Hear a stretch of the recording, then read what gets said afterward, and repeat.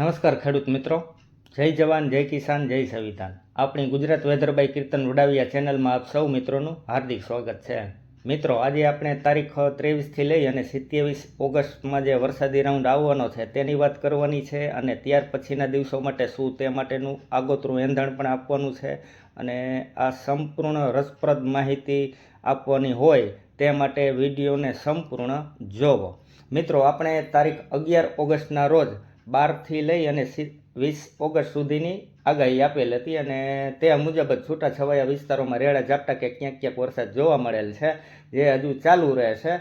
અને ગુજરાતના ભાગો તરફ વધુ વરસાદની એક્ટિવિટી જોવા મળી હતી, અને હજુ પણ ત્યાં વધુ જ એક્ટિવિટી જોવા મળશે. અને સૌરાષ્ટ્ર અને કચ્છમાં ગુજરાતના ભાગો કરતાં ઓછી વરસાદી એક્ટિવિટી જોવા મળી હતી, અને હજી એ મુજબ જ ત્યાં જોવા મળશે. અને સાથે સાથે આપણે આગોતરા એંધાણમાં જાણકારી આપેલ કે અરબ સાગરમાં સિસ્ટમ સક્રિય થશે, અને તે હાલ કેરળના દરિયાકાંઠાથી કે કર્ણાટકના દરિયાકાંઠા વિસ્તાર આસપાસ સક્રિય છે, જે 3.1 કિલોમીટરના લેવલ પર છે. અને આ સિસ્ટમ આવતા દિવસોમાં મહારાષ્ટ્રના દરિયાકાંઠા વિસ્તાર આસપાસ આવી અને તારીખ 23-24 આસપાસ ખતમ થઈ જશે.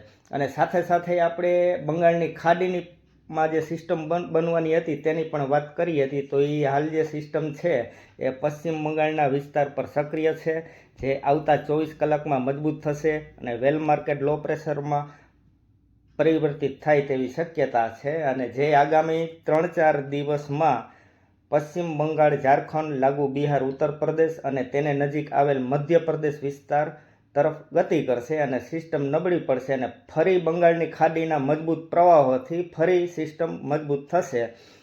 અને આ સિસ્ટમ મધ્યપ્રદેશ, લાગુ રાજસ્થાન બાદ ગુજરાત તરફ ગતિ કરે તેવી શક્યતા છે.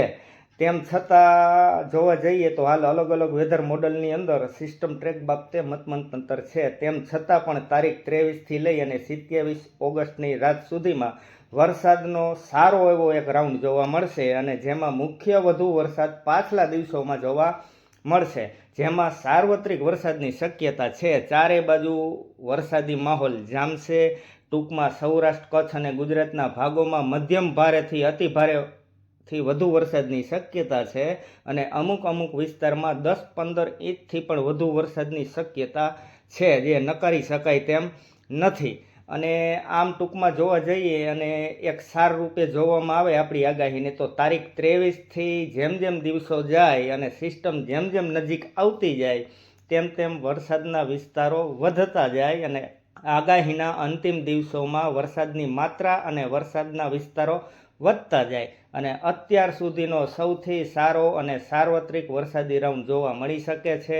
સિસ્ટમ આધારિત મુખ્ય વરસાદની શરૂઆત ગુજરાત રિજિયનના ભાગોથી થાય અને બાદ સૌરાષ્ટ્ર, કચ્છમાં.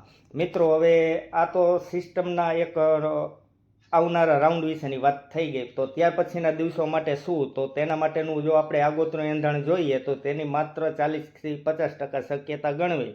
ટૂંકમાં આગાહી બાદ પણ ફરી બંગાળની ખાડીમાં વધુ એક મજબૂત લો પ્રેશર સિસ્ટમ બનશે, અને તારીખ 2-3 સપ્ટેમ્બર આસપાસ ઓડિશાના જમીનો ભાગો તરફ આવી જાય તેવી શક્યતા છે. અને આ આગોતરા એંધાણ બાબતે જન્માષ્ટમીના દિવસે ફરી આપણે એક લેટેસ્ટ માહિતી આપીશું.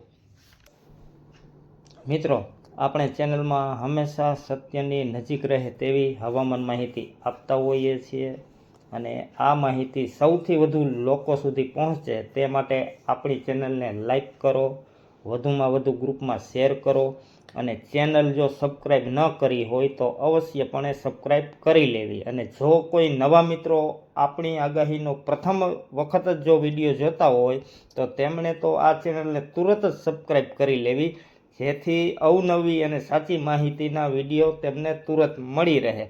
માટે તેમને સબસ્ક્રાઈબ કરી લેવી, અને નીચે જે બેલ આઇકોન આપેલ છે તેમાં ઓલ સિલેક્ટ કરી લેવું, જેથી નવી માહિતીના વિડીયોના નોટિફિકેશન આવે એ તુરંત તમને મળી રહે. આભાર. જય જવાન, જય કિસાન, જય સંવિધાન.